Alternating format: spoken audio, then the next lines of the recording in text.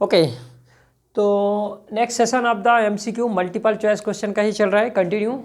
तो इस पे अभी तक हम लोग 6 क्वेश्चन करिए हैं, 7वां क्वेश्चन देखते हैं, है ना। जैसे जैसे टॉपिक वाइज टॉपिक खत्म होता जाएगा उससे रिलेटेड अपन क्वेश्चन करते चलेंगे, ठीक है, ताकि आपको आइडिया लग जाए कि एग्जाम में कैसे क्वेश्चन आते हैं। अब आपके सामने जो क्वेश्चन लिखा हुआ है ना, ये क्वेश्चन लिखा हुआ है कि density of water is maximum eight which temperature. Exam उठा करके देखेंगे, कम से कम ये 100 एग्जामों में पूछ चुका होगा सेम क्वेश्चन, है ना, रिपीटेड क्वेश्चन। कोई सा भी एग्जाम देखो कि मैक्सिमम एग्जाम में 80% जगह ये क्वेश्चन पूछा जाता है कि density of water is maximum eight which temperature, कि वाटर की डेंसिटी मतलब वाटर का घनत्व कितने डिग्री सेंटीग्रेड में मैक्सिमम होता है। तो सबसे पहले तो आप समझिए कि डेंसिटी क्या होता है ना। राइट आंसर क्या होगा इसका बताइए। राइट आंसर होगा आपका, देखिए ऑप्शन दिया होगा 0 डिग्री सेंटीग्रेड पे, 4 डिग्री सेंटीग्रेड पे, 50 डिग्री सेंटीग्रेड पे, या आपका 100 डिग्री सेंटीग्रेड पे। तो डेंसिटी कितने डिग्री सेंटीग्रेड पे मैक्सिमम होता है, तो आप तो ये जान लीजिए कि आपका राइट आंसर होगा answer number B, 4 degree centigrade. अब इसको बाद आप ये समझिए कि डेंसिटी क्या होता है ना। सबसे इंपॉर्टेंट चीज़ आप समझना है आपको कि डेंसिटी क्या होता है, डेंसिटी का मतलब क्या होता है ना। डेंसिटी मतलब होता है घनत्व, डेंसिटी मतलब होता है, इधर एक्सप्लेन कर देते हैं। डेंसिटी मतलब होता है घनत्व, तो दैट इज डेंसिटी मतलब घनत्व, डेंसिटी मतलब होता है घनत्व, घनत्व दैट इज डिनोटेड बाय रो, रो के द्वारा डिनोट किया जाता है। तो घनत्व, डेंसिटी मतलब घनत्व, घनत्व क्या होता है आपका, डेंसिटी इक्वल टू होता है मास अपान वॉल्यूम, मास पर यूनिट वॉल्यूम, मास अपान वॉल्यूम, है ना।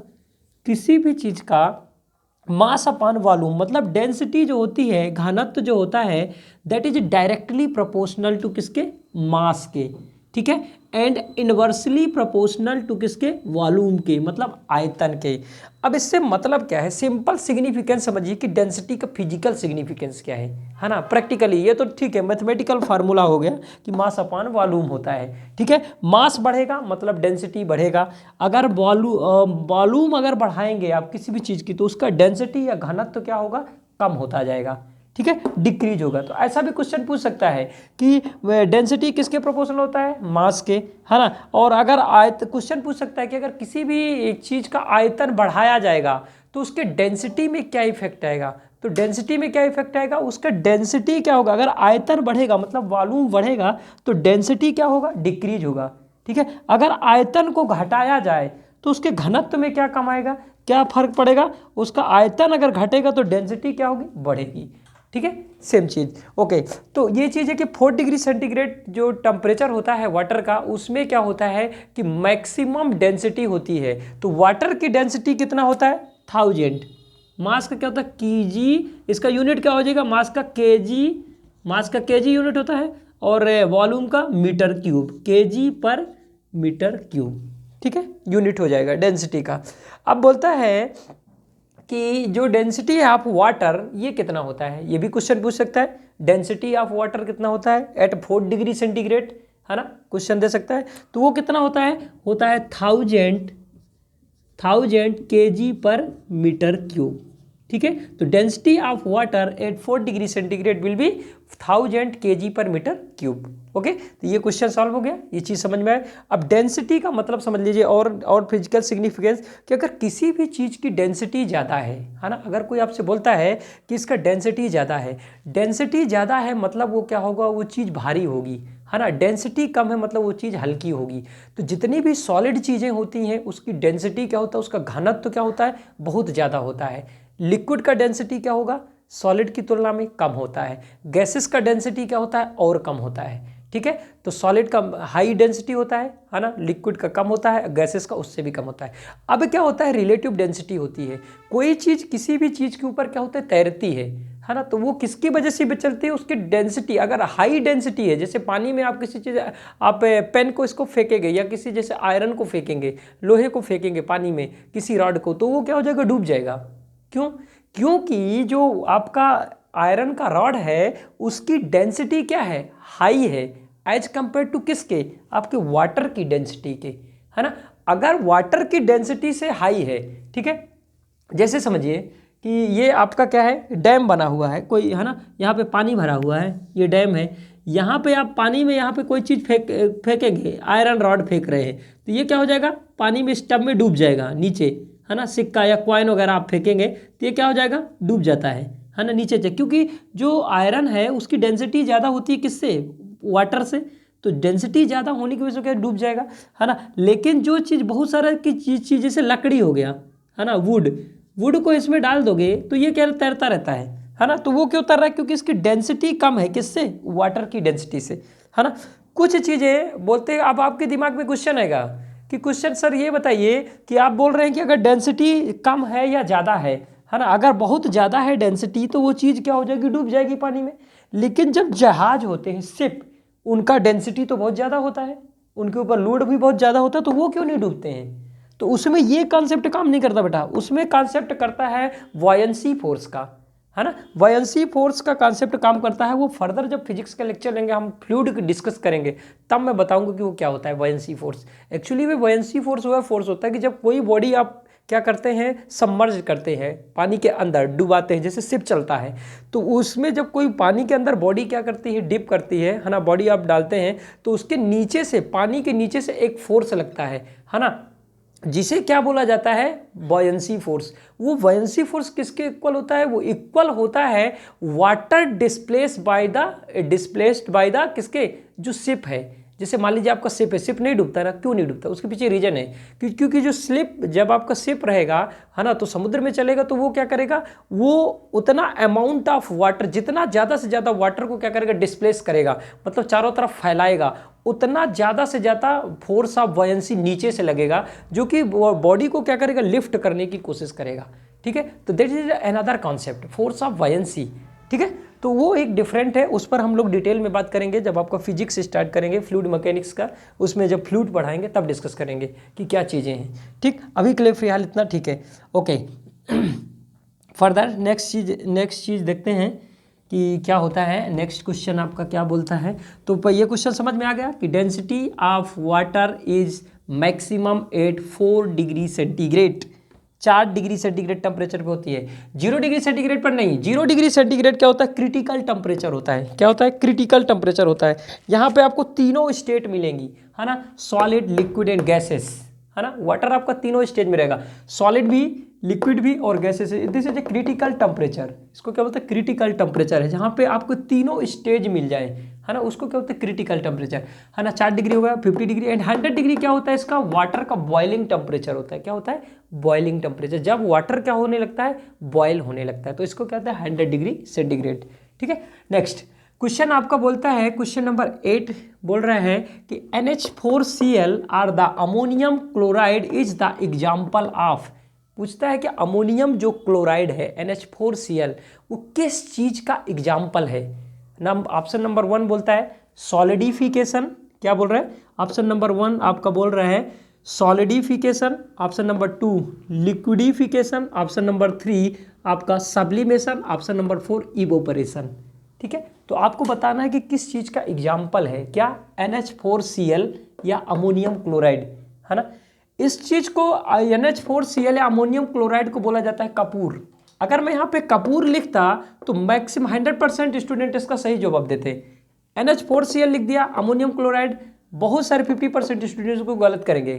कारण क्या है कि पता है, कपूर का रासायनिक नाम नहीं पता है, केमिकल नेम क्या है उसका, इस कारण से। अदरवाइज सबको पता है कि जो कपूर होता है वो किसका एग्जाम्पल होता है, ऑप्शन नंबर सी सब्लिमेशन का एग्जाम्पल होता है। सब्लिमेशन क्या होता है, सब्लिमेशन एक प्रोसेस होती है जिसमें कोई भी चीज़ क्या होती है, सॉलिड अवस्था में होती है ना, एंड वो क्या होता है, सॉलिड अवस्था से डायरेक्टली कन्वर्ट होता है किसमें, गैसियस अवस्था में। लिक्विड अवस्था में चेंज नहीं होता, डायरेक्ट किसमें कन्वर्ट होता है, गैस में। जैसे क्या होता है कि आप जैसे कपूर वगैरह आप देखे होंगे कि जब पूजा वगैरह में किया जाता है, कपूर में आप आग लगाते हैं ना, तो उसमें लिक्विड में कन्वर्ट मेल्ट नहीं होता है, वो डायरेक्ट क्या होता है कि एयर के रूप में जैसे लगा के उड़ जाएगा, ठीक है ना, शुर पूरा हवा के रूप में गैसियस फॉर्म में कन्वर्ट हो जाएगा। तो दिस मेथड इज कॉल्ड क्या, उस मेथड को बोला जाता है सब्लिमेशन, जिसमें से कोई भी पदार्थ डायरेक्टली कन्वर्ट होता है solid stage to gaseous stage. बीच की जो स्टेज होती है ना, लिक्विड स्टेज में ना जाकर वो डायरेक्ट गैसियस स्टेज में आता है, तो उसको क्या बोला जाता है, सब्लिमेशन।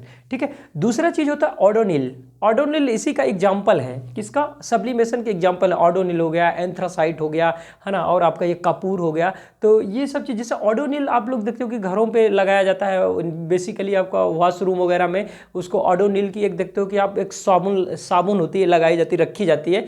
अब आप उसको जो पैकेट में रखते हैं कभी भी देखना, तो वो पैकेट में कभी वो लिक्विड के फॉर्म में कन्वर्ट नहीं होती है ना, उसको बाहर निकाल दिया जाता है पैकेट के अंदर से और रख दिया जाता है। तो ऑटोमेटिक आप देखोगे धीरे धीरे धीरे 15 दिन बाद वो क्या होती है कि ऑटोमेटिक वो आपका सिर्फ वो बचेगा, क्या बचेगा, कवर बचेगा, और वो साबुन का रता पता नहीं कि कहाँ गई। लोगों को लगेगा कि ये तो भूत आ गया, है ना, कहाँ चली गई, गायब हो गई। ऐसा नहीं है, वो क्या होता है, उसमें सब्लिमेशन प्रोसेस होती है, और सब्लिमेशन प्रोसेस के तहत क्या होता है कि आपका जो ऑडोनिल होता है वो directly converted into the solid stage to gaseous stage.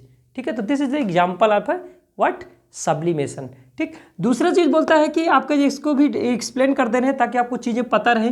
जैसे क्या होता है लिक्विडिफिकेशन, या आपका ये है सॉलिडिफिकेशन। सॉलिडिफिकेशन मतलब कोई चीज़ आपका क्या है, गैसियस अवस्था में है या किस में है, आपका लिक्विड में है। अब गैस को और किसको, लिक्विड को, अगर वो किस में कन्वर्ट हो रही है, सॉलिड में कन्वर्ट हो रही है, तो उसको हम उस प्रोसेस को क्या बोलेंगे, उस प्रोसेस को बोला जाएगा कि क्या हो रहा है, सॉलिडिफिकेशन हो रहा है ना। आपका मैटर पहले गैसियस स्टेज में था या लिक्विड स्टेज में था, अब वो किस में कन्वर्ट हो रहा है, सॉलिड में हो रहा है। ठीक है, जिसके लिए क्या करते हैं अपन, टेम्परेचर को डिक्रीज करना पड़ता है, तब जाके ये प्रोसेस होता है। फिर होता है लिक्विडिफिकेशन। लिक्विडिफिकेशन का मतलब क्या होता है कि कोई चीज़ आपकी सॉलिड स्टेज में रही होगी, है ना, और वो किस में कन्वर्ट हो रही है, लिक्विड में कन्वर्ट होती जा रही है due to increasing the temperature. यहाँ टेम्परेचर इंक्रीज होगा, यहाँ पे टेम्परेचर क्या किया जाएगा, डिक्रीज किया जाएगा। तो ये सब छोटी छोटी बातों को बहुत दिमाग में रखना है कि क्या हो रहा है। ठीक है, फिर सब्लिमेशन तो मैंने बताया। एक होता है इवोपरेशन। इवोपरेशन प्रोसेस होता है कि जब आपका लिक्विड होता है और लिक्विड को आप हीटअप करोगे तो वो क्या होगा कि आप देखो ना, वाटर वेपर बन के, जिसको आप लोग स्टीम बोलते हैं, उसके फॉर्म में क्या होने लगता है, उड़ने लगता है ना, स्टीम के फॉर्म में पानी में, जिसको आप लोग बोलते हैं कि भाप बन रही है ना, बहुत सारे लोग बोलते हैं ना कि भाप निकल रही है, वो क्या है, that is a evaporation of the water into किसमें, आपका गैसियस फॉर्म, वाटर वेपर के फॉर्म में कन्वर्ट होता है। ठीक है, तो बॉइलिंग, एक और चीज आता है कि बॉइलिंग एंड इवोपरेशन में दोनों में अंतर होता है बेटा। ठीक है, बॉइलिंग एंड इवोपरेशन में बहुत अंतर होता है। Boiling of the water temperature is 100 degree centigrade, है ना, लेकिन जो इवोपरेशन होता है ना, तो बिलो 100 डिग्री सेंटीग्रेड जितना भी प्रोसेस होगा वहाँ इवोपरेशन होता है, बॉइलिंग नहीं। ठीक है, actually boiling, evaporation is a surface phenomena, है ना, वाटर के अपर सरफेस से ये होता है क्या, इवोपरेशन। लेकिन बॉइलिंग एरिया क्या होता है, ओवरऑल पूरा का पूरा वाटर का जितना भी पार्टिकल होगा that is a surface area phenomena, पूरा इनसाइड, अंदर का पूरा चीज होगा उसमें। ठीक है, ये इसमें सिर्फ क्या होगा, सिर्फ सरफेस फिनोमिना, राइट। तो ये ओवरऑल चीज आपको समझ में आ गई होगी कि क्या चीजें हो रही हैं। ठीक है, नेक्स्ट क्वेश्चन हम लोग 8 हो गया। क्वेश्चन नंबर हम लोग अब देखेंगे 9। Lightest metal present in the earth. बोल रहा है कि हमारी पृथ्वी में सबसे हल्की धातु, मेटल मतलब धातु, कौन सी है। ठीक है, ऑप्शन नंबर 1, बहुत बार ये भी क्वेश्चन पूछा गया होगा, osmium. Option number B, wood. Option number 3, mercury. Option number 4 आपका लिथियम। बताइए कि कौन सी है सबसे हल्की धातु, lightest metal in this earth. सबसे हल्की धातु की बात हो रही, धातु, मैंने मेटल और नॉन मेटल पढ़ाया है, तो धातु आपको पता होना चाहिए कि क्या होता है। सबसे क्या होता है कि सबसे जो आपकी लाइटेस्ट मेटल है वो क्या है, option number 4 is A correct answer. कौन सा, लिथियम। लिथियम आयन बैटरी का नाम आप लोग सुने होंगे। इससे क्या होता है कि लिथियम से क्या बनाया जाता है, इतना हल्की होती है, क्योंकि हल्की इसलिए कि क्योंकि अपने को जो बैटरियाँ चाहिए वो कैसी चाहिए, ऐसी मेटल की चाहिए जो क्या रहे, बहुत हल्का रहे, क्या रहे, हल्का रहे। ठीक है, तभी तो आप उसको क्या करोगे, किसी भी उसमें जैसे रखना है आपको किसी भी व्हीकल वगैरह में, तो क्या करेंगे, उसको आप आसानी से पुट कर सको और वेट भी ना बढ़े उसका, है ना। तो ये चीज़ होती है, ये क्या होता है, लिथियम। इसमें कुछ 2-3 मेटल के और नाम लिखे हैं, इसके बारे में ही जान लीजिए कि सबसे लाइटेस्ट मेटल तो आप जान गए कि क्या होता है, सबसे लाइटेस्ट मेटल होता है आपका लिथियम। ठीक है, इसके बाद आपका ये कि ये जो ऑप्शन में लिखा है इनको भी जानते रहिए कि ये क्या क्या होता है। दूसरा ये चीज़ लिखा हुआ है ऑप्शन नंबर 1, ऑस्मियम। ऑस्मियम क्या होता है कि ऑस्मियम आपका सबसे हैवी मेटल है, क्या है, हैवी मेटल है। अगर मैं इसी क्वेश्चन को पूछता कि ये सबसे heaviest metal present in this earth, इस अर्थ में सबसे हैवी मेटल कौन सा है, प्रेजेंट है, धातु कौन सी धातु सबसे हैवी है, प्रेजेंट है, तो वो कौन सी है, ऑस्मियम है। इसीलिए मैंने इसको ऑप्शन में डाला है ताकि आपको सभी चीज़ों को मैं बताता जाऊं कि लाइटेस्ट क्या है, हैवीएस्ट क्या है। अदरवाइज मैं कुछ भी मेटल डाल सकता था, दूसरा भी ऑप्शन।